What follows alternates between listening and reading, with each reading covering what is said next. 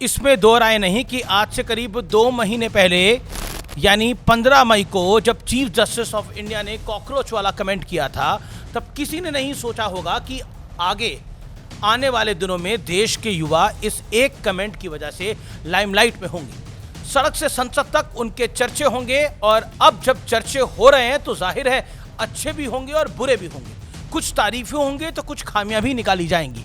इसलिए ये एनालिसिस करना बेहद अहम है कि इस आंदोलन का निचोड़ क्या है। जैसा कि मैंने पहले भी कहा कि शायद किसी ने भी सोचा होगा कि ये आंदोलन इतना प्रॉमिसिंग होगा, इतना बड़ा होगा, लेकिन उम्मीदों के विपरीत युवाओं ने डटकर अपनी मांगे सरकार के सामने ना सिर्फ रखी बल्कि उन्हें मनवाकर ही दम लिया। पहली बार 12 साल में सरकार को अपने घुटने टेकने पड़े या फिर कहें तो थोड़े कदम पीछे खींचने पड़े, और कारण यही था कि युवाओं को गलत मैसेज ना जाए। और लेकिन बड़ा कारण यह भी था कि कुछ गलत लोग भी इसमें जुड़ रहे थे। मांग सही थी या गलत थी? मांग सिर्फ केंद्र की नरेंद्र मोदी सरकार से ही क्यों थी? पंजाब की आम आदमी पार्टी यानी केजरीवाल की पार्टी की सरकार, तेलंगाना, केरल और हिमाचल की कांग्रेस सरकार से क्यों नहीं थी? ये सारे विषय डिबेटेबल है, इन पे चर्चा होनी जरूरी है और होनी भी चाहिए। और कॉकरोच जनता पार्टी की भी जवाबदेही तय होनी चाहिए कि इस मुद्दे पर उन पार्टियों को भी जवाब देना चाहिए जिनकी सरकारें इन राज्यों में हैं जहां पेपर लीक हुए हैं। लेकिन इससे तथ्य नहीं मिटता कि यह आंदोलन कई मानों में अलग था। एक तो देश का जेनजी शायद पहली बार इतने बड़े पैमाने पर सड़कों पे उतर आया और एक फुल फ्लेज्ड आंदोलन किया, और स्टाइल भी अलग था। दूसरा, सरकार और पुलिस के लिए भी जेनजी से सड़क पर डील करने का ये पहला ही मौका रहा होगा। पुलिस ने ट्रेडिशनल तरीके अपनाए, एसओपीज फॉलो करने की कोशिश की, लाठियां चलाई, पानी बरसाया, तो जेनजी ने अपनी जनरेशन के अनुरूप कूल वीडियोस और मीम्स बनाए, डांस किया, गेम्स खेले, गाने गाए। युवाओं की ताकत का अंदाजा इस बात से लगाइए कि अभिनव बिष्ट नाम के यंगस्टर को रातों रात रील सेंसेशन बन गया। आज उसे सब जानते हैं, उसे किसी इंट्रोडक्शन की जरूरत नहीं है।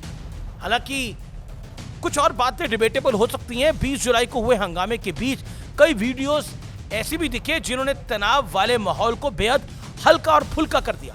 युवा प्रदर्शनकारी पुलिसकर्मियों के साथ हंसी मजाक करते हुए दिखे। Uncle ji bye bye bye. Uncle Nitin Gadkari के टाइम मिलेंगे वापिस, नितिन गडकरी के टाइम मिलेंगे वापिस। बहुत गाड़ियां खराब कर दी। अगली बार बिंदु के लिए कहना लड्डू से काम नहीं चलेगा। जेनजी का ट्रेडमार्क कूल एटीट्यूड अच्छा लगा, लेकिन कूल के चक्कर में फूल नहीं बनना चाहिए। इस आंदोलन में जेनजी के बारे में कुछ गर्व करने वाले किस्से दिए तो कुछ बहुत से ऐसे किस्से हैं जिसने सदमे भी दिए, जिन्होंने मुझे भी हैरान कर दिया और इस देश की बहुत बड़ी आबादी को परेशान कर दिया कि ऐसे हैं हमारे कुछ जेनजी। लेकिन मैं मानता हूं सारे जेनजी ऐसे नहीं है, लेकिन कुछ ऐसे हैं।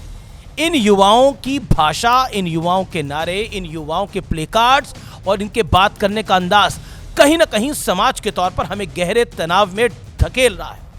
बीप की आवाज और ब्लर तस्वीरों के साथ कुछ उदाहरण देख और सुन लीजिए। मुझे अफसोस है, मैं दिखा रहा हूँ। मोदी नाली के तू गए, तू पौधे, तू कमल उगा हुआ है। धर्मेंद्र प्रधान की तो मोटा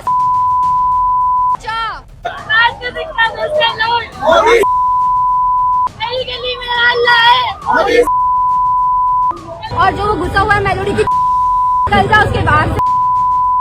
जेनजी हैं तो भाषा में गाली गलौज होगा, रिश्तों का लिहाज नहीं होगा, उम्र, पद और अनुभव का सम्मान तक नहीं होगा। क्या हमारी युवा जनरेशन खुद का इंट्रोडक्शन ऐसा चाहती है?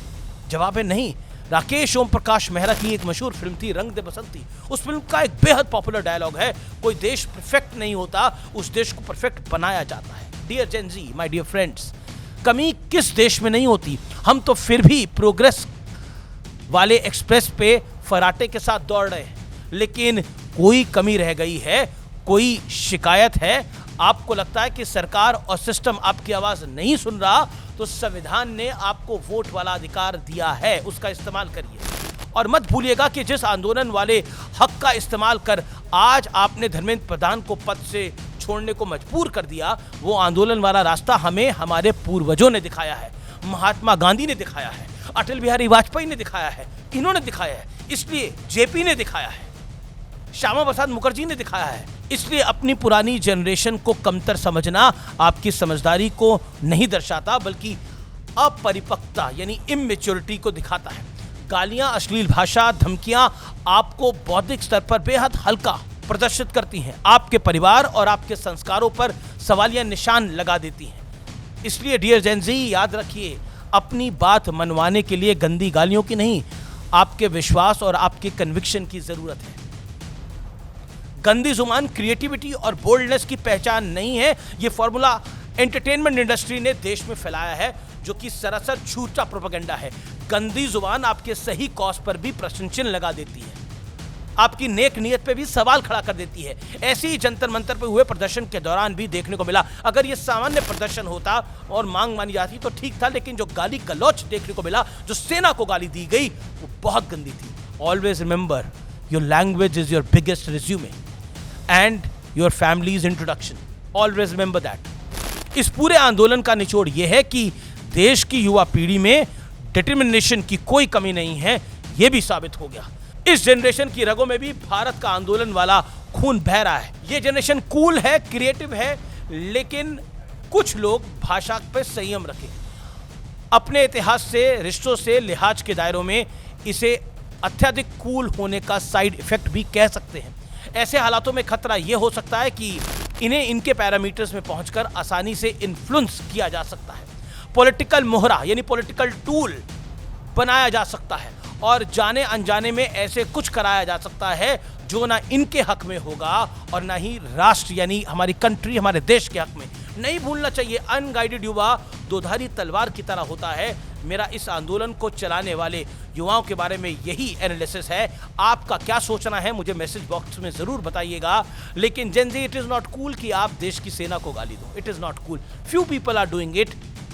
Please name and shame them. उनको नेम और शेम करिए।